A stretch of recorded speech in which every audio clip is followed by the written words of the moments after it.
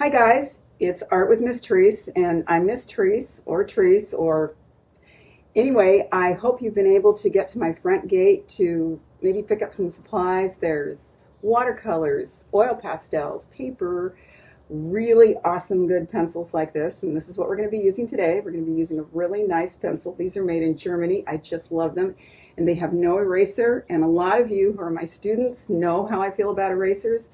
It's better to spend more time drawing. Like if you don't like something, draw it again and not get too wrapped up in erasing. But since I'm not really there with you, you can go ahead and erase, but careful. So what I really like is a really sharp pencil. So this is one of my favorite things to do, sharpen pencils. By the way, this X-Acto is like a Ferrari for sharpening pencils. So what we're going to do today is, because I've never done a video before, this is new, and it's always good to try new things. We're going to review some of the stuff that we have done before in class, and it might be kind of fun if your parents can join you, or maybe somebody that's in your house that needs to learn to draw. So we're going to start right now. You're seeing me kind of use blank paper each time I do something, and that's because I want you to be able to see it. But please use any space on your own paper, flip it over, because all this is just practice. This is one, I had a student name this one, called a mustache tree. We've got a lot of cedars and Douglas firs here and hemlocks, and they're all evergreens, and they have needles, not leaves, and they hang on to those needles for the most part all year round and kind of stay green. So you can see how I'm doing this. It's just kind of like a little mustache. I'm pressing hard, letting up light, maybe starting hard and going light again. However you want to do it, and you can kind of like just sort of build these trees. It's sort of fun. I might want to make the trunks a little bit bigger, like that. I could do a whole forest this way. Let's do this one more time. And again, it's just using scribbles. A lot of times people will sort of diss scribbles, but honestly, there is so much you can do with scribbles. And maybe after this little class here today, you will find some other things you can do. So there you go. And then instead of a tree, or in addition to the trees, I was kind of thinking the other day, what about a scribble dog? So you could put a dot here and a dot there and a bigger dot there, all right? And that's kind of the beginning of your dog's face. I actually have a dog. His name is Cy. He might even be in one of these videos, but he kind of looks like he was made out of scribbles. So you can just sort of start scribbling and kind of filling in like that. And you know, you're not exactly drawing it in an outline form, but you can kind of sort of, there's the dog's head shape. And you can kind of darken it a little bit on the side where their cheeks are, where their jaw is. And then my dog's ears kind of stand up, but you can have a dog where their ears are flopped down. So this is a dog that has an up ear and a down ear, that kind of fun. And then I'm just going to scribble the rest of the dog. And I'm going to scribble a little bit harder here and make it darker so I can differentiate between, or make you be able to see the difference between the head and the, see, my pencil actually hasn't even left the paper. Isn't this fun? So there's the paws and the leg. You're going to probably have to sharpen your pencil again because I'm kind of getting down there with this. Okay, and there's the back haunches where he's sitting down like this. Kind of looks like he needs dinner, so I'm going to kind of darken that area. That's the chest area there. And then he sort of looks like he needs a little dinner, doesn't he? So you could do a little ellipse like this, and sides like that, and I'll scribble in some kibbles. That's kind of fun, scribble in kibbles, and then give him a little line behind him so he's got a place to be, just like the trees. And there's a scribble dog that it's very hungry and is going to eat his dinner of scribble kibbles. Okay, all right, so let's see if we can laughing. I was thinking one time, you can take the letter A and you can take the letter H. Okay, a lot of you guys out there know what I'm going to do with this. And you can also go like this. This is kind of a joke. Aha, because this is what you can do. You can flip that A upside down, okay, and then attach the H to it, okay, and do a little dot here for nose, 2 little dots here, just like we did for the dog here for the eyes, and maybe some ears. And then remember those Y trees that we did? You can start growing totally crazy antlers, and if you're feeling really inspired, you can just have those antlers they could grow all over your page actually if you wanted. Getting a little carried away, but boy, that is a deer with a lot of points. That's what you call antlers. The ends of antlers are the number of points, and so that's got a lot of points. So we'll just add a little background to it there, and might make it snowing again like that. So there you go. And the snow is actually little O's, so that's another part of the alphabet. So that's a little deer made out of A and H. It's a ha deer, special kind of deer. Using kind of the same idea, I was thinking about numbers, and you can take a number like this, which is 8, and I've made the bottom bigger than the top. And if you think about it, how many legs do spiders have? Spiders have 8 legs. So this is going to help you remember how many legs spiders, which are technically arachnids, have. And remember that. And arachnids just have 2 body parts. They've got a head and an abdomen. So it's real easy to remember that, and that it's 8 means they have 8 legs, and 2 times 4 is 8. And so they only have 2 body parts. I like making things up like that. I might even color this guy a little bit or fill him in. And spiders have eyes. I have not done my research on spider eyes, so I'm kind of unclear on that, but maybe the next time we draw it, I'll have more knowledge. I like researching things, looking things up to see how they work and why they look like they do, so then when I draw them, it kind of means something. Okay, this number is 3, right? And if I add kind of a O to the bottom of the 3, or a 0, and then I connect the 3 again, that's 1, 2, 3 body parts, and insects have a head, a thorax, or a chest, and an abdomen. So that's how you can remember how many body parts insects have. And then insects have 2 sides, right? And you can remember how many legs insects have, because 2 times 3 is 6, 3 body parts, 2 sides, 2 times 3 is 6. And so there's a bug or an insect. You know, I make up a lot of this stuff, guys. It's kind of fun. And they can have antennas. Spiders don't have antennas. And they have compound eyes. I know that, but I don't know that much about them, so I got to do some research.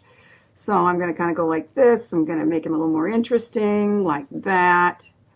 And these are pretty simplified things. You know, they have joints in their legs and so forth, but I think for now we're just going to do it this way.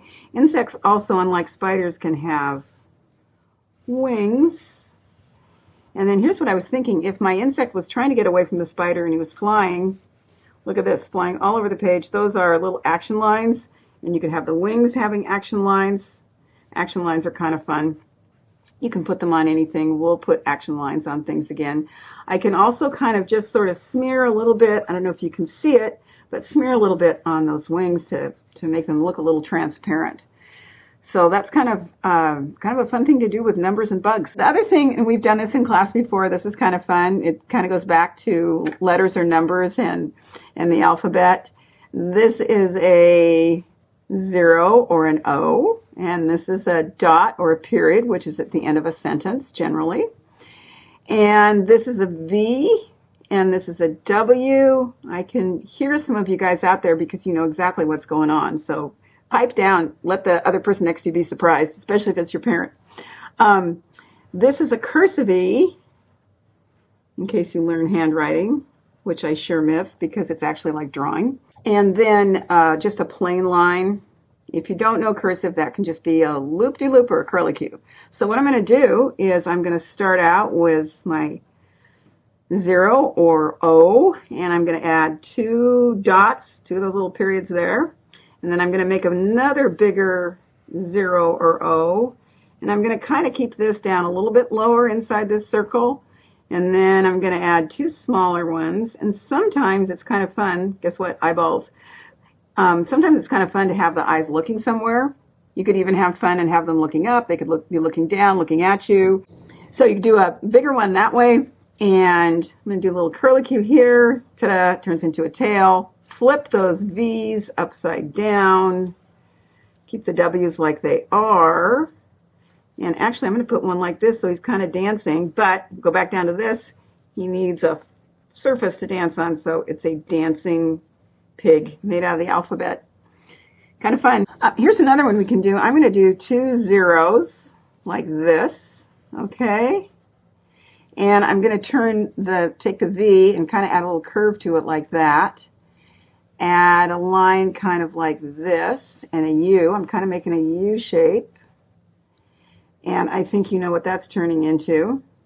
And just kind of nice sort of, just kind of little curvy round lines like this. Bringing it kind of across here. Could do a bunch of, it's almost like a bunch of W's. And another sort of kind of curvy line like this, or it could be a straight line. And what do you think that is? I think that's an owl. So, and remember, you can do tiny little owls right next to it. You can, even though we're not using any color here, there is so much you can do with just lines and shapes.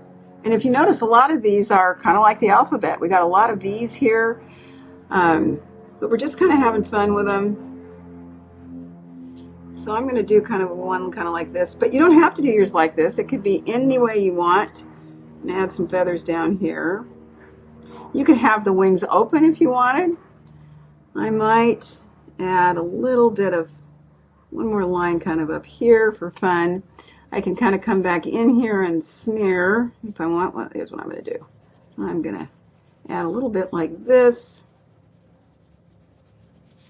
like that, and then I can take my finger, which I've used before, and I can kind of smear to kind of, whoops, look at, I made a little accident over here, and I'm going to, what can I turn that into? I think I'm going to turn that into a leaf. And so my owl, so you can take little things that you don't expect to happen, put some leaves here, like this, like that. And I'm going to add another little branch up here, kind of like that. And ta-da, he's hiding in the woods, hiding in the tree. So have fun with that. You can do dots on this, like lots of little things like this. Just sort of have fun, just experiment. So there you go. We were talking about numbers earlier, and that means it kind of gets you to thinking about math, and math can be like geometric shapes. So I'm doing a pentagon here. I can do that one again. What you can do is kind of think of it as a house. So there's the roof of the house.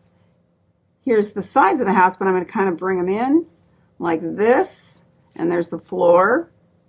And what I'm going to do here is, it's a tricky way to draw a hand. There's your thumb. Your thumb's coming out of the kind of the bottom of the roof and the top of the side. And then your pointer finger is coming off the roof, your middle finger, your ring finger, and your pinky finger. And then there's your wrist. And so that's kind of a nice way to draw a hand and kind of think about the shape of your hand. If you take your hand out and you look at it, the wrist is one side, up to the thumb is 2, 3 is from your thumb to your pointer finger, 4 is that line of the roof that has your fingers coming out, and 5 is that last line that connects again with your wrist.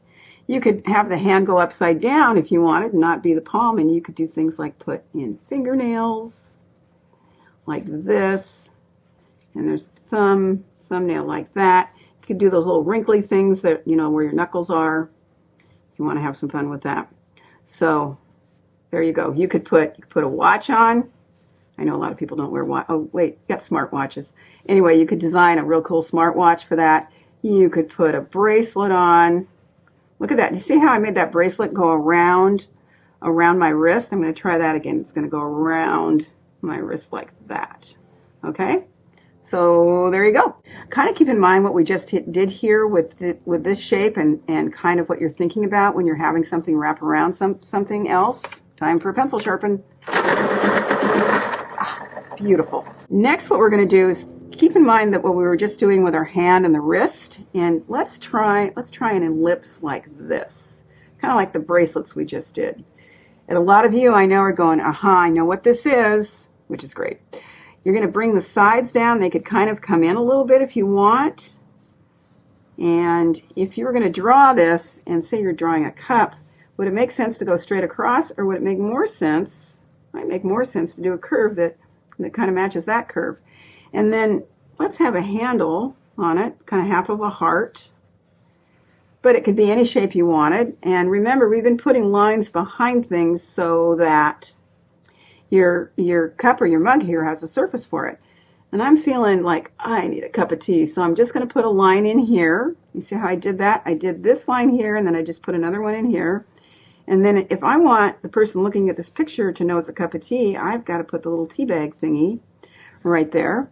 And then if my tea is hot, I might want some steam, and my steam could be lines that get tinier and tinier like this, so people know that it's hot. Or I could just have a plain line that just gets lighter and lighter. You can have a lot of fun with pressing your pencil down and then kind of lightening up on it.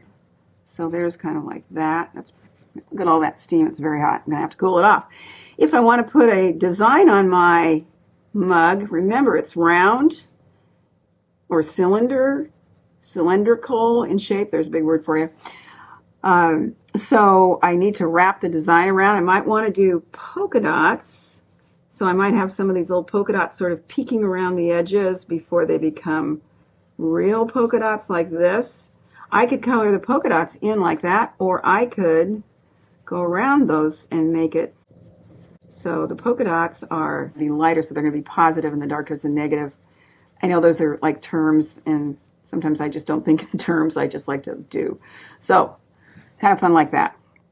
You could put marshmallows in there if you wanted. It could be hot chocolate. You could do a swirl. It could be coffee. It could just be hot water. Just have fun.